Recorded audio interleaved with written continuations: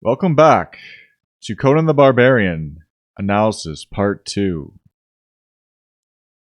Civilization, Ancient and Wicked. Conan arrives at the witch's den. She uses her sexuality to ensnare him, the dark temptress and the employ of the necromancer. The use of sexual magic to distract and enslave those who are enemies to the power structure. She uses this on Conan and tries to kill him. However, Conan is strong enough to both embrace the sexuality and overcome her attempts to destroy him. He leaves unmarked by his power. She fades off into her true form, cackling at him as she does, revealing her true nature and loyalty. So after this, he meets Subotai, hungry and in need of food. He does not beg to relieve his suffering, only so that he may face death in his own way and glory in combat. An Eastern thief and archer, Subotai is like Conan, an Eastern barbarian set on the path of freedom.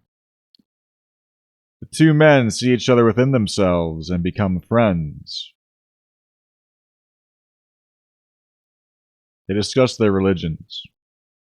Here these folk express what each other believe, not trying to convert, or coerce each other into adopting their new religions.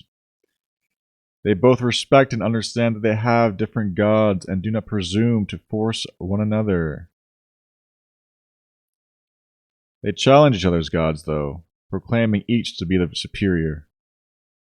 And this is done in a friendly fashion. Conan remarks how he must answer the riddle of steel in order to enter Valhalla, another sign of the northern ethos that Conan is based off of, a mix of Germanic and Celtic style. Valhalla is open only to those who can answer the riddle of steel. They arrive at a city, and Subotai remarks, "Civilization, ancient and wicked." It is because the cities, civilization itself, is the antithesis of everything Conan values. He belongs to a people who live off the land, who are strong, independent, and capable, who survive the harsh conditions of the north and thrive with great health and stature. In the city, most can survive.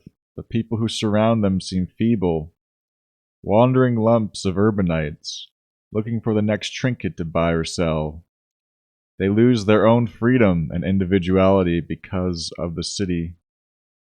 They become the city, a Hylic without soul or destiny, matched to the fate of the crowd that surrounds him. There is not will to power for most of the inhabitants, just day-to-day living, trying to survive in the decadent environment that surrounds them. He gets 2 lizards on a stick to eat. Fast food of the ancient world. "It's good," says Conan, and Subotai replies, "You have no idea how long it's been there." A remark that is relevant to the lack of health and nutrients available to the Urbanite's diet. Conan is out of place in his surroundings. The people gaze at him like he is some sort of wonder. He soon falls prey to the typical indulgences of the Urbanite. Intoxicants. There you see his inner nature become more apparent, and he starts to roam the streets, mad and wild. He punches a camel in the face, knocking it out, and probably killing it. It is not long before the corrupting influence of the urban sprawl starts to take hold over Conan. We see that even the most noble of barbarians can become infected with its pleasures.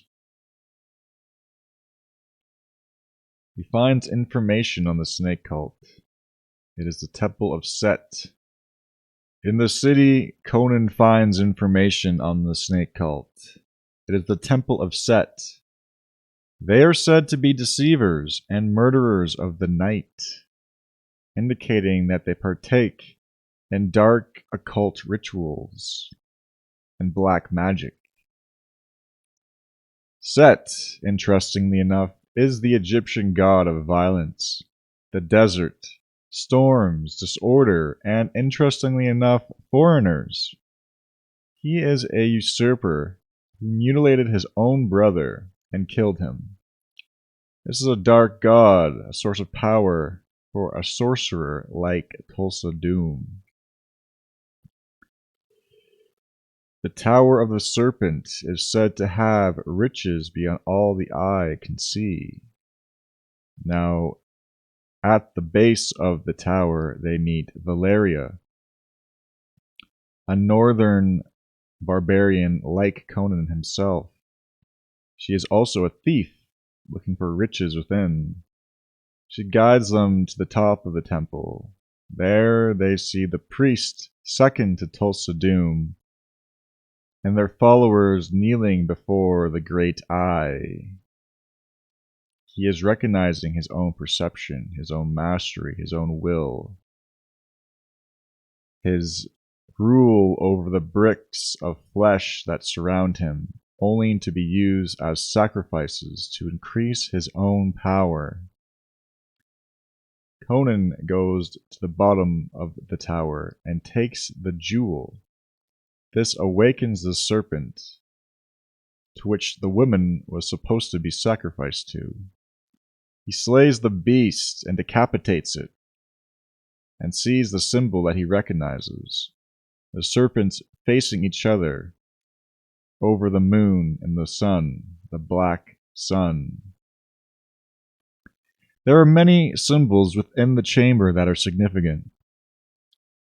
We see an apron with the snake on top, marked in the same colors of an occultic order that we have within our own realm. The Ouroboros is present, the snake which devours itself, a hermetic symbol of the eternal cycle of life, constantly devouring, constantly growing in an endless cycle. These symbols point towards a correlation with a snake cult within our own world, of which many people have heard. Some have tried to articulate, but it still is a mystery within our own realm that has yet to be fully understood. But the whispers of it live on throughout our lives. They escape the tower, and so Valeria remarks, "Do you want to live forever?" Signifying her own ethos and worldview. She wants glory and adventure. She will not wait for life to pass her by.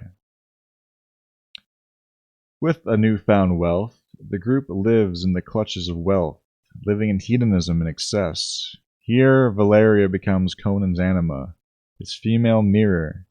She is the feminine embodiment of his own path, a warrior and a wanderer like himself.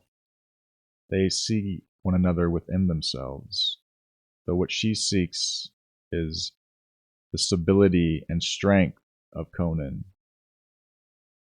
and Conan seeks something much more. Conan is taken by a king, another Northman, and given the task to save his daughter from the cult of the snake. She has been ensnared by the spells of Thulsa Doom, and wants to find her true soul within his service.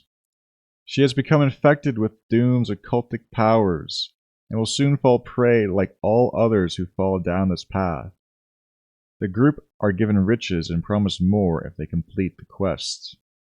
The king remarks on how all the gold and jewels in the world do not match his love for his own flesh and blood. He is willing to give all in order to see his own daughter once more. Conan is given a choice by Valeria. He can stay with her, live a life of ease and pleasure and abundance, and it would be an easy path for him. A good life. This, however, is not what he chooses.